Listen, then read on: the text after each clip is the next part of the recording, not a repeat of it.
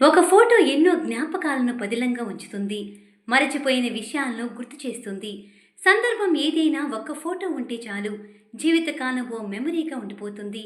అప్పుడప్పుడు ఆ జ్ఞాపకాలను నెమరు వేసుకునేలా చేస్తుంది. సినిమా ఇండస్ట్రీలో అలాంటి జ్ఞాపకాలకు సంబంధించిన ఆసక్తిగల ఫోటోలు మీకోసం. మనవడు సుమంత్ను సైతం సొంత కొడుకులాగే ఆదరించారు అక్కినేని నాగేశ్వరరావు గారు. ఇక నాగార్జున కూడా తన మేనల్లుడు సుమంత్ని హీరోగా నిలబెట్టడానికి పలు ప్రయత్నాలు చేశారు. నాగార్జున నిర్మించిన సత్యం సినిమాతోనే తొలి సక్సెస్ ని అందుకున్నారు సుమంత్. సత్యం సినిమా వేడుకలో తాత ఏఎన్ఆర్ గారు, ఆ చిత్ర నిర్మాత అయిన తన మేనమామ నాగార్జునతో కలిసి ఆనందం పంచుకుంటున్నారు సుమంత్. అభిమానులు ఈ ముగ్గురిని ఓ గజమాలతో సత్కరించినప్పటి దృశ్యం ఇది. ఈ పిక్ ను బట్టి టైటిల్ రోల్ పోషించిన సత్యం సుమంత్ కాగా, ఆ ఫ్యామిలీకి మూల పురుషుడైన ఏఎన్ఆర్ గారిని శివంగా భావించవచ్చు. ఇక మన్మధుడిగా సక్సెస్ చూసిన నాగ్ని సుందరం అనవలసిందే కదా. ఆ ఇద్దరికి అతని తనకు ఆరంభంలో భారీ విజయాలను అందించిన దర్శకులు రాజమౌళి గారు, వి వినాయక్ గారితో కలిసి యంగ్ టైగర్ ఎన్టీఆర్ ఓ వేడుకలో ఇలా దర్శనమిచ్చారు. ఎన్టీఆర్ కెరీర్లో ఫస్ట్ హిట్ గా నిలిచింది స్టూడెంట్ నెంబర్ 1.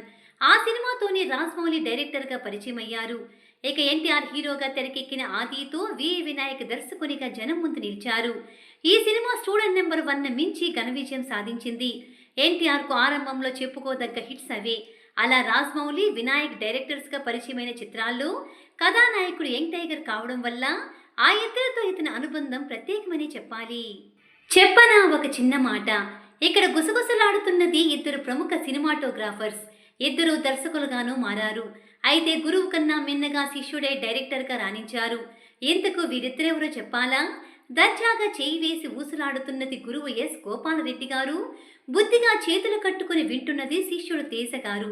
రామ్ గోపాల్ వర్మ తొలి చిత్రం శివకు సినిమాటోగ్రాఫర్ ఎస్ గోపాలరెడ్డి గారు. ఆ సమయంలో ఆయనకు అసోసియేట్గా చేశారు తేజ గారు. తర్వాతి రోజుల్లో తెలుగు, హిందీ చిత్రాలకు సినిమాటోగ్రాఫర్గా పనిచేసిన తేజ చిత్రం సినిమాతో డైరెక్టర్ అయ్యారు. ఆ తర్వాత అనేక సక్సెస్ఫుల్ మూవీస్ తీశారు. చిత్రం ఏంటంటే, శిష్యుడు డైరెక్టర్ అయిన తరువాతే గురువు గోపాల్ రెడ్డి నా ఆటోగ్రాఫ్ స్వీట్ మెమరీస్తో మెగాఫోన్ పట్టారు.